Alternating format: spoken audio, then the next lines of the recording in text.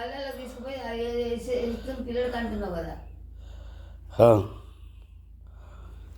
ఏంటమ్మా పిల్లలను ఆడికి తీసుకుపోతున్నా చేపించుకొస్తాను కన్నావు కదా. ఏ పిల్లను? పిల్లలు చదువుకునే పిల్లల. మరి నీకు నేనే రాపించి నేనే వేసి వచ్చిన, మరి నువ్వు చదువుకోలేదు అంటున్నా. అట్టానా నన్నా? నువ్వు వేసినావు కాబట్టి మరి ఆ దశ టైంలో అట్ట కుదిరింది నాకు.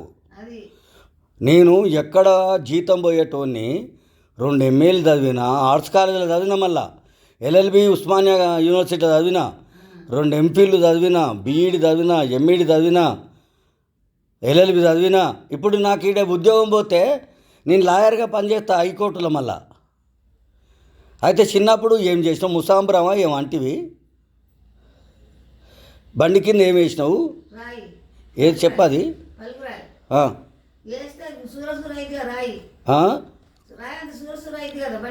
అప్పుడు నాకు ఎంత వయసు ఉంది? 2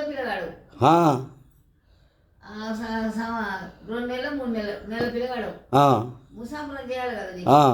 అయితే దాన్ని అంత ఆల్చి బండి కింద రాయేసి బండి కడుపులో బండి అడిగినట్టు అర్థదంట. కడుపులో తిండే అవి వేసి ముసాంబరం చేసి పోసేది రోజు నీకు. ముసాంబరం పోసి పాలించి ముసాంబరం పోసి ఇంపోటి చేసి మనకు తెచ్చలేదు కదా, మంచం మీద వేసేది. నేను పని అంతా అయిపోయేదాకా పండుకునేది. మళ్ళీ పని కాగానే మళ్ళీ లేపి పాలించి కల పోవాలి కదా నేను. అవును, నన్ను నా చిన్నపిల్లగాని ఏడ వదిలిపెట్టిపోయేది. మరి నువ్వు కలవ పోయినావు, కొయ్య పోయినావు, నీ బతుకు నువ్వు పోయినావు. కానీ నువ్వు కలవ పోయినప్పుడు నాకు ఎంత వయసు ఉన్నప్పుడు?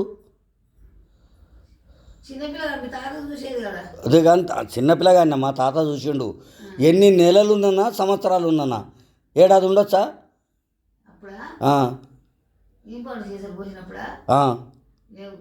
ఏడాది కూడా లేను. ఏడాది కూడా లేని పిల్లగాన్ని వదిలిపెట్టి నువ్వు కూలి పనికి వెళ్ళేది, కలవ పోయేది, కొయ్య పోయేది. నువ్వు పొద్దుగాల అప్పుడు ఆ రోజుల్లో పొద్దుగాల 9 గంటలకు పోతే సాయంత్రం పొద్దుకంగా 6 గంటలకు వచ్చేది. మరి ఆ చిన్నపిల్లగాని సంవత్సరం కూడా లేను, ఎట్లా బతికేది మరి అప్పటిదాకా?